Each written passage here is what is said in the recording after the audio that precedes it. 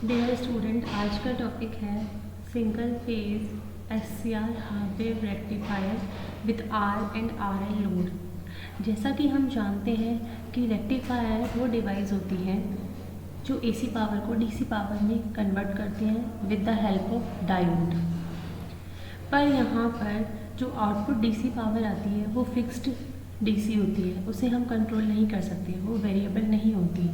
अगर हमें control DC चाहिए तो हमें रेक्टिफायर सर्किट में डायोड की जगह थायरिस्टर यूज़ में लेना होगा, जिससे fixed AC power control DC power में कन्वर्ट हो जाती है। और इस सर्किट को जिसमें थायरिस्टर यूज़ किया है, जो एसी को कंट्रोल डीसी में कन्वर्ट करता है, उसे फेज कंट्रोल रेक्टिफायर या फिर कन्वर्टर्स कहते हैं। तो आज का टॉपिक है हमारा single phase half wave converter with R and RL load. Converters जो फिक्स्ड एसी को वेरिएबल डीसी में कन्वर्ट करते हैं, इन्हें हम दो कैटेगरी में क्लासीफाई करते हैं depending upon the phases. Single phase है तो सिंगल फेज रेक्टिव कन्वर्टर हो गया, थ्री फेज सप्लाई है तो थ्री फेज कन्वर्टर हुआ। ईच टाइप को मतलब दोनों ही टाइप्स को हम further half wave, full wave, semi converter, dual converter मतलब 4 कैटेगरी में डिवाइड करते हैं। Half wave converter single pulse converter होते हैं। फुल वेव कन्वर्टर जो है हमारे वो 2 पल्स कन्वर्टर होते हैं। आज हम यहाँ पे single phase half wave converter with R and R L load पढ़ेंगे। तो देखिए, ये एक सर्किट शो किया हुआ है इसमें आर लोड लिया हुआ है, एक थायरिस्टर लगा हुआ है और एसी सप्लाई है। ये हाफ वेव कन्वर्टर सर्किट है विद आर लोड। यहाँ पे आप देख सकते हैं कि एसी को हमने शो किया है वीएस बराबर से VM sine of omega T, जो कि एसी वेव है। थायरिस्टर के लिए वोल्टेज शो किया हुआ है वीटी, और लोड जो कि हमारा रेजिस्टिव लोड है, इसके क्लोज आउटपुट वोल्टेज है V0 एंड आउटपुट करंट है जो फ्लो हो रही है IG। अब इस सर्किट का एक्सप्लेनेशन हम यहाँ इस वेवफॉर्म की हेल्प से समझ सकते हैं। देखिए, सबसे पहली वेवफॉर्म शो की हुई है VS सोर्स वोल्टेज की, जो कि सोर्स वोल्टेज है हमारा VS बराबर से Vm sine of omega T. तो ये AC वेव है। पॉजिटिव साइकिल आएगी 0 से पाई, नेगेटिव साइकिल आएगी पाई से 2 पाई, अगेन पॉजिटिव 2 पाई से 3 पाई एंड 3 पाई से 4 पाई, इस तरह से चलता जाएगा। ये एक एसी वेव शो की हुई है with respect to omega T axis. IG जो है वो गेट पल्स शो की हुई है थायरिस्टर के लिए, क्योंकि हम जानते हैं कि थायरिस्टर तभी टर्न ऑन होता है जब उसे उसके गेट पर हम सप्लाई देंगे, तब वो फॉरवर्ड कंडक्शन मोड में आता है। तो यहाँ पे IG गेट पल्स शो की हुई है। हमने थायरिस्टर को गेट पल्स दिया है एट एंगल अल्फा, जिसे हम फायरिंग एंगल शो कर रहे हैं, और ये फायरिंग पल्सेस हमने शो की है पॉजिटिव साइकिल में एक ड्यूरेशन अल्फा पे और एक ड्यूरेशन 2 पाई प्लस अल्फा पर। ये शॉर्ट पल्सेस हैं। इसके बाद वेवफॉर्म शो की हुई है V0 की। यहाँ पे आप देख सकते हैं जब तक कोई भी गेट पल्स नहीं थी वहाँ पे कोई भी आउटपुट वोल्टेज नहीं होगा। जैसे ही हमने गेट पल्स दी, थायरिस्टर हमारा ऑन हो गया। ऑन हुआ, V0 बराबर से VS आएगा, तो ये यहाँ से वेवफॉर्म शुरू होगी और VS की जितनी होगी। ये वेवफॉर्म ऐसे इसलिए आई है क्योंकि यहाँ पे आप देख सकते हैं कि जब थायरिस्टर ऑन हो गया, जैसे ही गेट पल्स दी तो ये क्लोज्ड हो गया, स्विच क्लोज। अगर यहाँ पे हम KVL लगाएं VT0, V0 बराबर से क्या आ गया VS। VT0 क्यों? क्योंकि ये स्विच क्लोज हो गया। क्लोज होना मतलब शॉर्ट सर्किट, तो सारा के सारा इनपुट सप्लाई वोल्टेज कहाँ आ जाएगा? आउटपुट में। तो V0 बराबर से VS आ जाएगा। तो इसलिए ही इस इंस्टेंट से यहाँ तक V0 बराबर VS आया। अब जैसे ही नेगेटिव साइकिल आई थायरिस्टर के अक्रॉस, तो थायरिस्टर वापस से रिवर्स ब्लॉकिंग मोड में चला गया, तो आउटपुट अगेन 0 हो गया। फिर जब तक अगेन गेट पल्स नहीं आएगी, आउटपुट हमारा 0 रहेगा। फिर जैसे ही हमने 2 पाई प्लस अल्फा पे गेट पल्स दी, थायरिस्टर टर्न ऑन हो गया। तो इस तरह से वापस से V0 बराबर से VS आ गया। नेक्स्ट वेवफॉर्म है I0 की।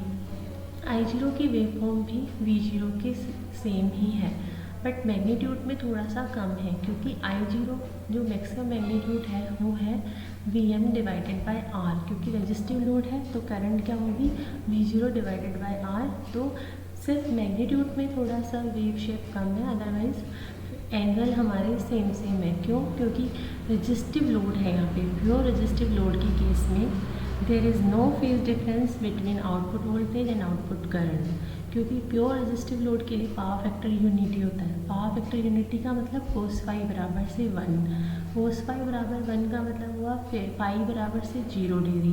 तो फाई 0 डिग्री, फाई किस किस के बीच का एंगल होता है? Voltage and current. तो जब फाई 0 डिग्री है तो जहाँ से V0 शुरू हुई वहीं से I0 शुरू होगी, जहाँ पे V0 खत्म वहीं पे I0 खत्म। तो इसलिए ये वेव शेप हो गई। इसके बाद नेक्स्ट वेव फॉर्म है हमारी VT, थायरिस्टर के अक्रॉस। अब यहाँ पर देखिए VT, जब कोई भी गेट पल्स नहीं थी, थायरिस्टर हमारा ओपन स्विच की तरह था। जब ओपन स्विच था तो आगे कोई करंट नहीं गई थी। ओपन स्विच है क्योंकि जब इसको गेट पल्स देंगे तभी ये क्लोज होगा, अदरवाइज तो ये ओपन स्विच रहेगा। ओपन स्विच है तो आगे कोई करंट ही नहीं गई।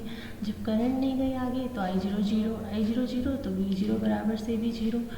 तो यहाँ का वोल्टेज कहाँ अपेयर हो गया? अब VT के अक्रॉस। तो VT बराबर से VS हो गया। चाहे आप KVL लगा के देख लीजिए, अभी भी VT बराबर से VS आएगा। तो अभी जहाँ पर थायरिस्टर टर्न ऑन नहीं है वहाँ पे VT बराबर से VS। तो इस ड्यूरेशन में थायरिस्टर ऑन नहीं है 0 to अल्फा, तो VT की वेवफॉर्म VS आ गई। अब जैसे ही ऑन हो गया तो थायरिस्टर क्लोज हो गया, तो आउटपुट 0, और फिर ऑफ हुआ तो VT बराबर से VS। तो ऐसे सेम वेव शेप आ गई। इस तरह से ये वेवफॉर्म एनालिसिस था phase control rectifier, half wave rectifier with R load. अगर हम RL लोड के बारे में पढ़ें तो उसका सर्किट है,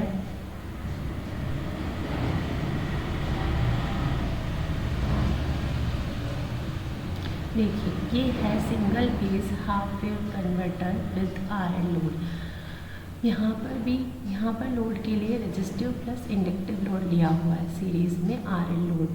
थायरिस्टर के cross voltage VT, output current I0, output voltage V0, input voltage VS बराबर से Vm sin ओमेगा t।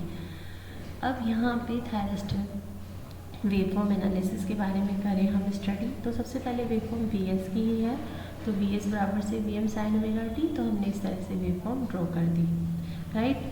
फिर गेट पल्स वही हमने अल्फ़ा पर दिया और 2 पाई प्लस अल्फ़ा पर दी। तो आउटपुट वोल्टेज हमारी क्या हुई 0 to अल्फ़ा, कुछ नहीं है, अल्फ़ा से शुरू हुई, थायरिस्टर हमारा ऑन हो गया तो V0 बराबर से VS। यहाँ तक तो आपको पता है जैसे कि R लोड में था, पर यह भी थोड़ा सा पार्ट घूर आ रहा है आउटपुट वोल्टेज का नेगेटिव में भी। वो क्यों आ रहा है?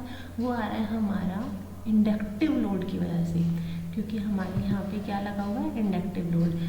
यहाँ पर जो इंडक्टेंस लिया हुआ है वो हाईली इंडक्टिव लोड है। तो इंडक्टेंस की प्रॉपर्टी होती है पहले एनर्जी को स्टोर करता है, फिर जितनी भी एनर्जी स्टोर करी है उसको रिलीव करेगा, मतलब वापस से डिस्चार्ज करेगा। अब वो कितने टाइम में रिलीव करता है ये सब डिपेंड करता है इंडक्टेंस की वैल्यू पे। अगर इंडक्टेंस की वैल्यू कम है तो जितनी एनर्जी स्टोर करी है वो बहुत जल्दी ही रिलीव कर देगा, और अगर इंडक्टेंस की वैल्यू ज़्यादा है तो वो एनर्जी स्टोर्ड जितनी करी है उसको रिलीव करने में टाइम लगाएगा, मतलब ज़्यादा टाइम लेगा एनर्जी रिलीव करने में, राइट। तो ये एनर्जी रिलीव करना, स्टोर करना, ये सब कुछ इंडक्टेंस की वैल्यू के ऊपर डिपेंड करता है।